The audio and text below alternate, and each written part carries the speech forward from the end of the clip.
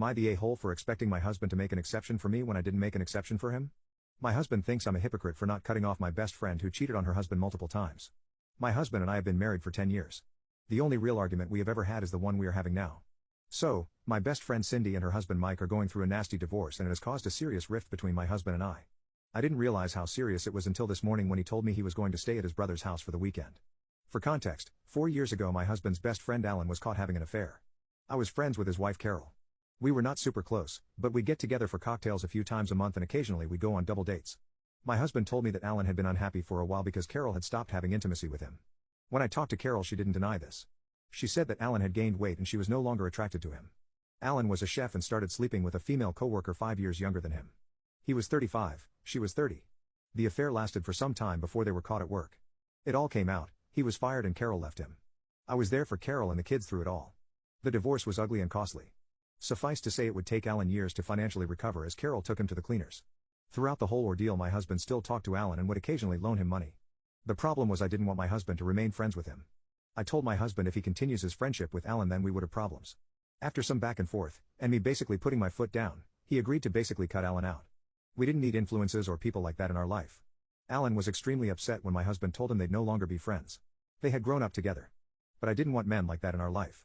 Shortly after all this we were reflecting on everything my husband said something that I never forgot. He said, "One day one of your friends will do something they regret and need you. I hope you have the same wherewithal to cut them out if I ask you to." Cut to the present and, you guessed it. My bestie Cindy cheated on her husband Mike. Mike worked in manufacturing and was laid off. He eventually went back to work, but at a much lower wage and money was tight for them. Cindy picked up a job working as a barista. As she tells it, one of her regulars was a younger guy in real estate who had an eye for her and was constantly asking her to get together. He would slip her $100 tips a few times a week. He knew she was married. Eventually Cindy gave in and started seeing this guy regularly on her days off while Mike was working.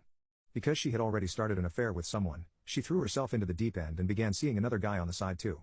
The guy in the restaurant who gave her tips was an emotional as well as physical affair, whereas the 3 other guys she was seeing were all strictly physical affairs. She told me she always felt guilty and knew it was wrong but couldn't stop herself. She said the intimacy with the guy from the restaurant was like she'd never experienced with Mike and she felt wanted and desired again. They were caught when their oldest daughter came home early from school because she wasn't feeling well. Cindy was busy with her affair partner, didn't see the text from her daughter, and the daughter walked in on them. The daughter told Mike. Mike was devastated and they are getting a divorce. The family has basically ostracized Cindy and want nothing to do with her currently. I and a few friends have been her support through everything. I need to say that I recognize what she did is terrible. However, my husband has pounced on this opportunity and is demanding I cut contact with her completely. Just like I did with him 4 years ago. He says, "We don't need cheating cradle robbers in our lives." I explained that this is different and the issues between Mike and Cindy are more complicated and she feels genuine remorse and wants her family back. He says he doesn't care about the issues or how she feels and that he made a sacrifice for me years ago by cutting out one of his closest friends and I need to do the same for him.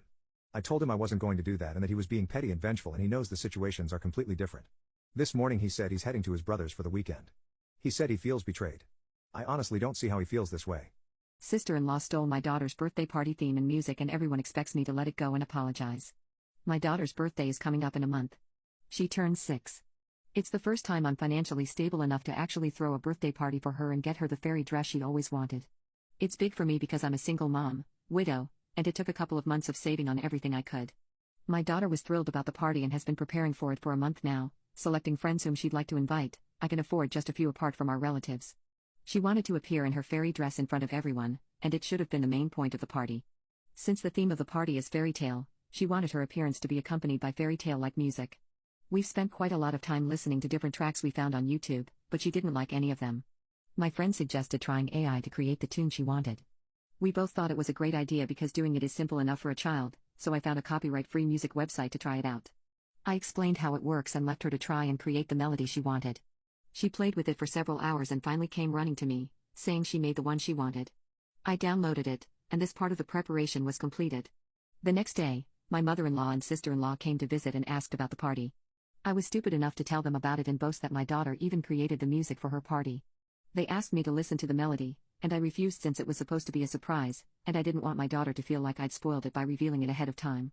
Mother-in-law asked to send it to her later, so she could listen to it alone to get what the fuss was all about. I sent it to her without a second thought.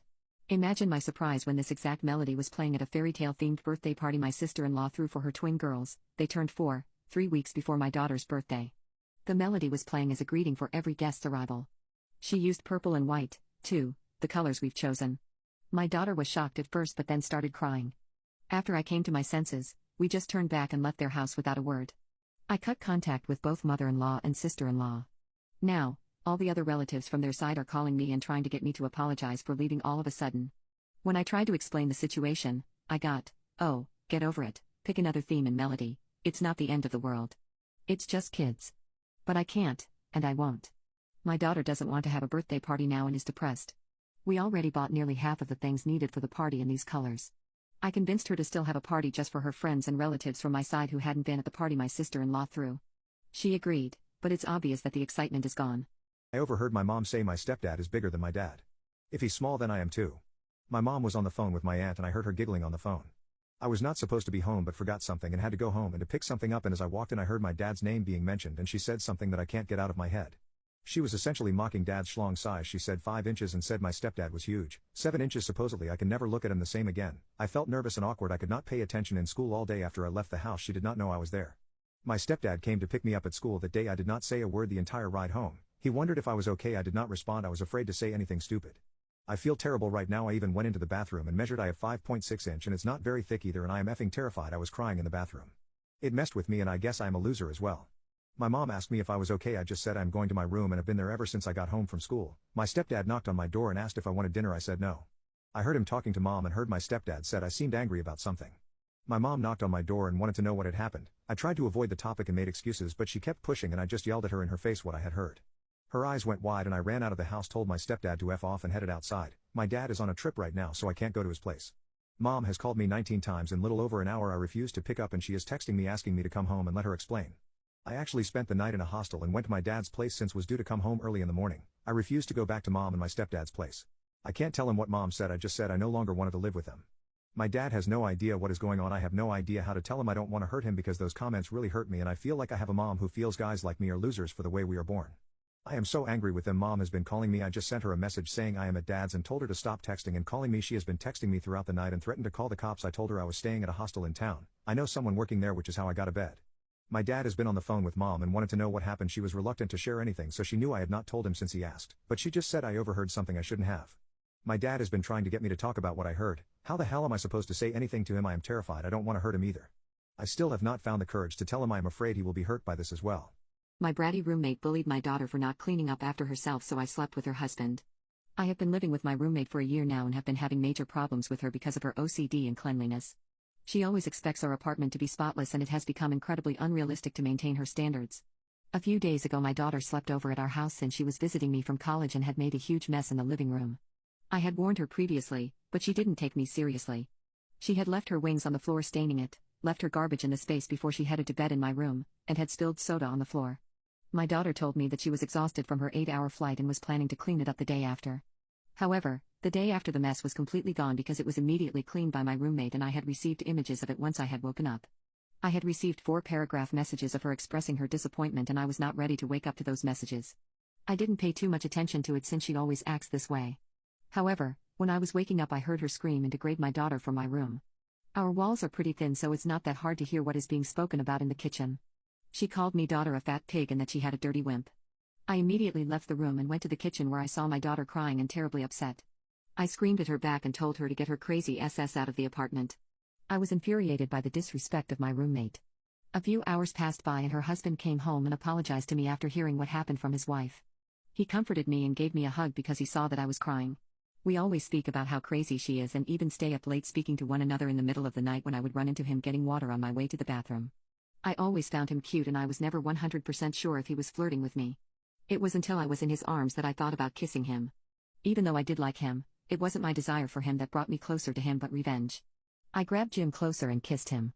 Luckily, my daughter was shopping in the mall with her friends and he kissed me back. We kept going at it until we reached my room and effed. It was so spontaneous and hot. My favorite part was the fact that I hooked up with my psychotic roommate's husband. My racist mother-in-law wore a wedding dress to my wedding, so I ran away with my husband's baby. My mother-in-law never seemed thrilled about her son being with a woman of color. They come from an Italian family, and usually, it's custom for them to marry within their own culture. Every time I see her she commits microaggressions. One time she even made a comment saying at a family barbecue that if anyone ever needed chicken or watermelon they should contact me. I was a bit offended and I asked her to stop making backhanded compliments towards me. My boyfriend at the time always acknowledged that what his mom was doing was wrong and that it was unjustified, however it's not part of their culture to cut her some slack, and that she wasn't used to it. My husband and his family were extremely close, so I had to constantly put up with his mother's disapproval and microaggressions. My boyfriend had taken me and his family back to their hometown in Italy, and at one of the best restaurants with the whole family he proposed. I gladfully said yes, but after that his mother made a huge scene. She started ranting about how she never pictured her son marrying me and that she always thought this was a phase. She soon started crying and left, and everyone started looking at us in the restaurant. I was still overjoyed with happiness because my fiancé had proposed, but it was a little bittersweet. However, what my mother-in-law would do at my wedding would turn out to be 100x worse. It was around this time, though, that I got pregnant. I shared the news with my husband, and he didn't seem as happy as I expected. He told me that his mom would definitely not approve of not having Italian grandkids, and that it would make the whole situation worse, and strain his relationship with his mom. We got into a big fight over this, and we rarely have fights, but it felt like he was putting his mother over me and his child. The wedding planning was awful and it took so much out of me because I was a perfectionist for these types of things. Also, the time pressure did not help. I wanted to do the wedding as soon as possible so that I could fit into my wedding dress. On our last day in Italy, a relative of my fiancé was throwing a party to re-celebrate his engagement, and usually I'm a big drinker, but I guess it was a bit suspicious when I kept on refusing to drink throughout the night. Some of the people picked up on it, and after a while my mother-in-law pulled me aside and demanded to know if I was pregnant. I told her that I was, and she said she could never accept a non-Italian grandbaby. After that, me and my husband left early and I told him what happened, and proposed that if his mother continued to act like this toward me then we should disinvite her from our wedding, but he immediately opposed the idea. At this point I was starting to get sick of how my husband always picked my mother-in-law's side. Over the next couple of months, I had no contact with my mother-in-law and refused to communicate with my husband about her.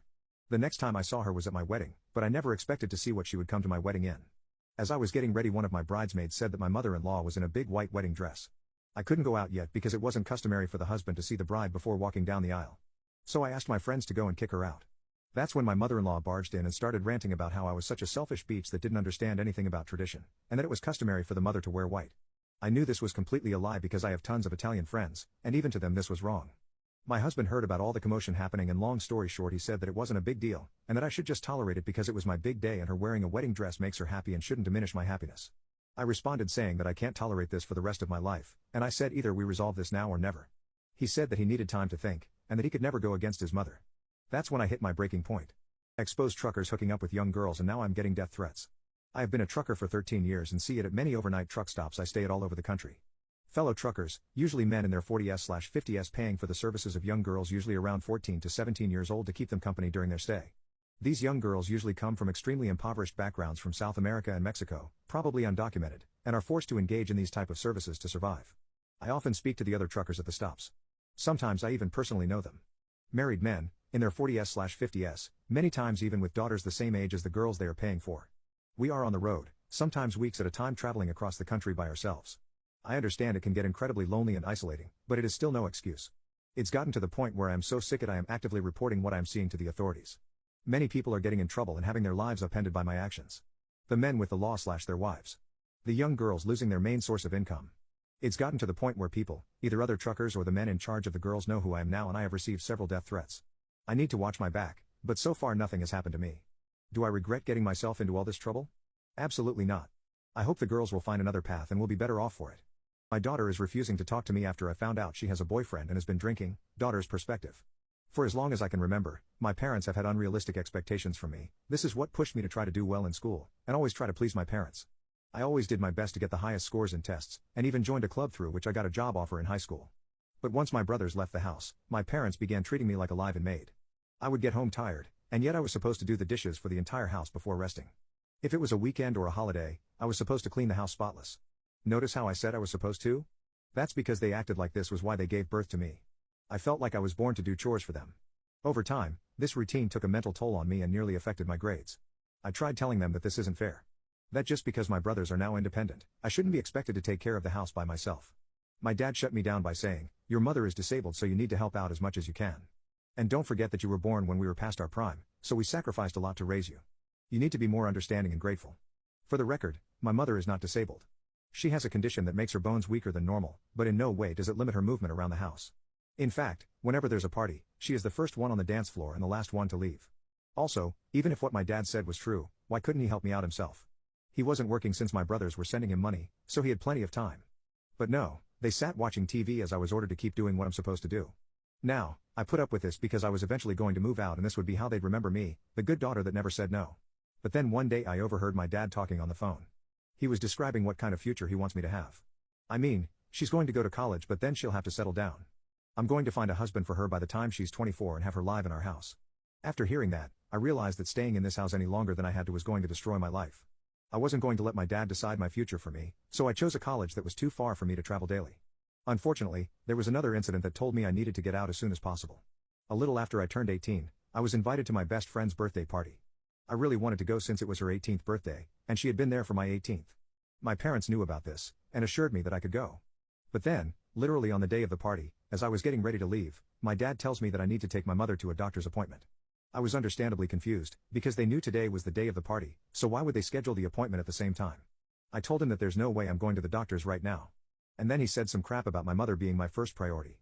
I mean, of course she is, but that doesn't mean that I have to abandon my plans every time she needs something. However, my father didn't want to listen to me and basically made it so that I couldn't leave the house at all unless I took my mother with me. Now, while I did as he asked, I was secretly starting to plan my escape. In the back of my mind, I knew that I was going to leave them in a way that they'd think I abandoned them. But I just couldn't take their abuse of power anymore. That weekend, I went over to my best friend's house to apologize for not showing up at the party, and told her I'd make up for it once I was free, and we would have a girls' night out. We hung out as more of our friends showed up, and she offered me a drink from the party. However, I refused as I wasn't old enough to drink, and didn't want to anger my parents. My brothers had been allowed to drink since they were 17, but I was told to wait till 21, and I didn't have a problem with it. I thought my dad would be proud of me, but as soon as he saw that my friend had posted pictures with alcohol in them, he completely blew up on me. He accused me of being a rebellious girl and didn't even give me a chance to explain. So in my spite, I said that if it's going to happen in college, might as well do it now. What's the difference anyway? It was only an example that I made while trying to point out his hypocrisy. But then he did something I would have never imagined. He said that I wasn't allowed to go to college anymore and tore my acceptance/scholarship letter in front of my eyes. I hadn't made any copies, so I was really angry but also very sad that my own father would do such a thing. I just fell to my knees while crying, trying to pick up the torn pieces. I think my dad said something about me having a boyfriend, but I was too busy crying to pay attention. Once he left, I immediately packed my bags. I couldn't stay in this house anymore or I would lose my mind. I went to a friend's house and contacted the college administration to try and explain the situation. Thankfully, they were very understanding. I've been staying here for over a month now, and have no plans on returning ever again until they apologize for everything.